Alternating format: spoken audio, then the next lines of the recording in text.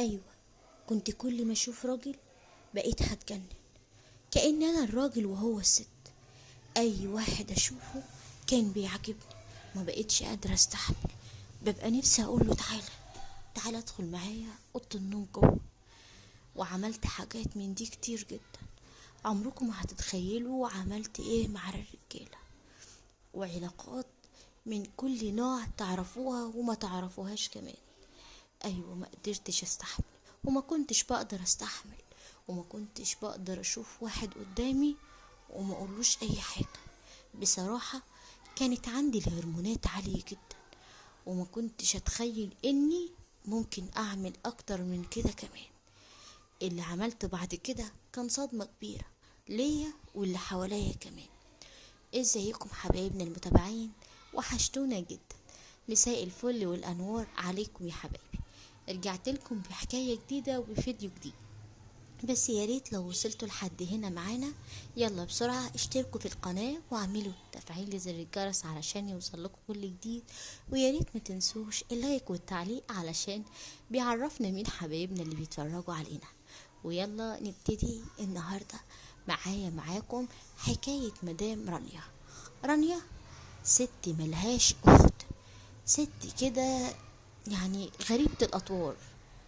يمكن سمعتوا على حالات كتير تشبه حالتها، بس للأسف زي دي بالظبط مش هتلاقي أبدا في أي حكاية ولا أي حد يحكي لك عليها تاني.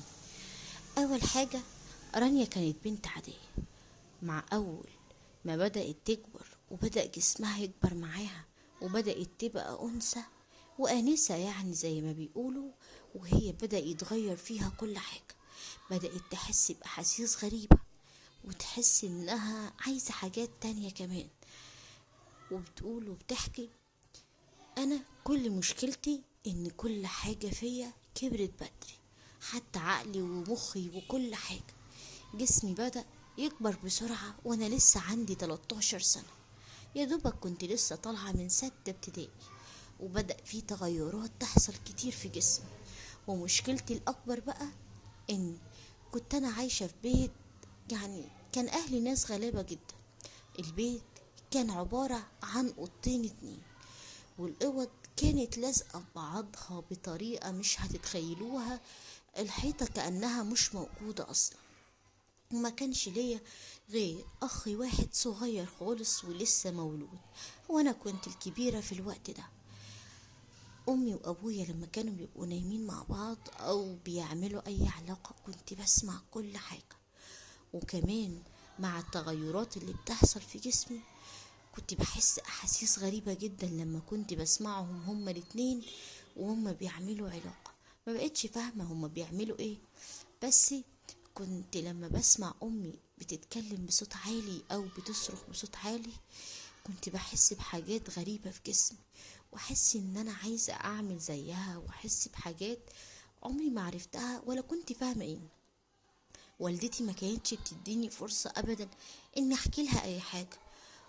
يعني حاولت اروح اقول لها ان في تغيرات حصلت فيا وفي حاجات في جسمي من جوه بتحصل لي، بس هي كانت دايما ما بتدينيش فرصة. وللأسف والدتي كانت يعني يعتبر اكتر مني كمان في النشوة عندها. كنت دايما بسمعها تقول لوالدي: انت كل شوية ما بقتش قادر، انت شكلك عجزت. وكانت كل شوية خناقات معاه. ما كنتش الاول فاهمة حاجة ولا ليه هي تتخانق معاه، لحد ما حكيت لي واحدة صاحبتي. في الوقت ده كان عندي 15 سنة. صاحبتي دي كانت كبيرة عني سنتين او اكتر، لانها كانت بتسقط كام سنة كده وكانت لسه معايا في المدرسة. حكيت لي هي كل حاجة بتحصل، بس للأسف وصلتها لي بمفهوم غلط. أصلا ما كانش ينفع توصل كده. طبعا لو والدتي كانت حكيتها لي يمكن كان في حاجات اتغيرت في حياتي، بس للأسف لما صاحبتي حكت لي حركت جوايا أحاسيس ومشاعر تانية كانت يعني موجودة بس زادت كتير جدا، وأنا ما قدرتش أستحمل. بعد كده فهمت والدتي كانت بتقعد تقول لأبويا: انت عجزت وما بقتش قادر ليه.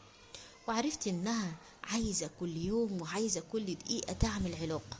وخلاص ابويا ما بقاش قادر، وبقى راجل كبير وصحته على قده، لانه اصلا هو متجوزها وهي صغيرة خالص، وهو كان كبير جدا، كان عنده في الوقت ده حاجة واربعين سنة.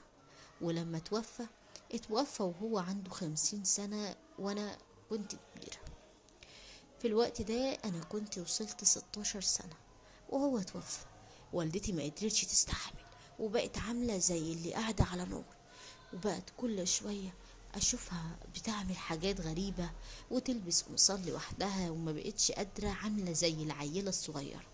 بصراحة لما كنت بشوفها كده كانت بتتحرك جوايا المشاعر كل يوم اكتر واكتر.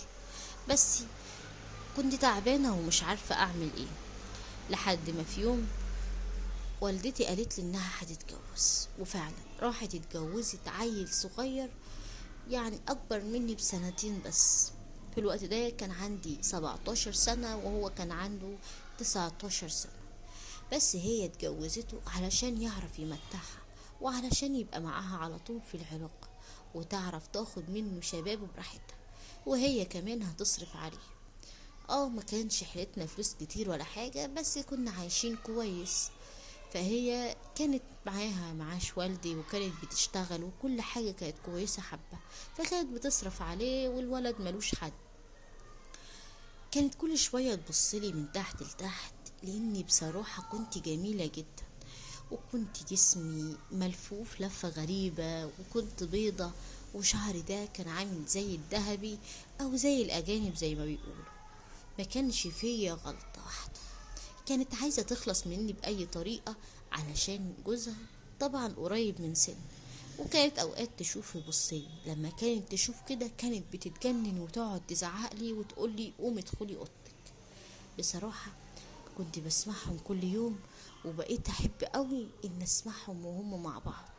كل يوم كنت أقعد بالليل ما نمشي وأسمعهم وهم بيعملوا علاقة. الموضوع ده كان بالنسبة لي حاجة كويسة جدا، ما قدرتش أبطل العادة دي، لحد ما في يوم قالت لي إن جاي لعريس. وكان الوقت ده العريس راجل عجوز، بس كان معاه فلوس كتيرة جدا. بصراحة ما كانش فارق معايا فلوسه على قد ما فارق معايا إنه يبقى معايا في السرير.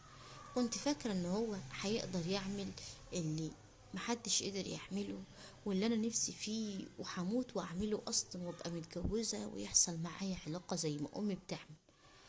لانه ما كانش كبير قوي يعني، وكان عنده حوالي 40 سنة مش اكتر. بس للأسف اللي حصل كان صدمة عمركم ما هتتوقعوها. وغير كده وكده اللي عملته انا بعد كده مع جوز امي. استنوا الجزء التاني، هتشوفوا احداث مشوقة جدا وهتعجبكم، وياريت تستنوا علشان تقدروا تحكموا بالظبط. مع السلامة، اشوفكم في فيديو جديد.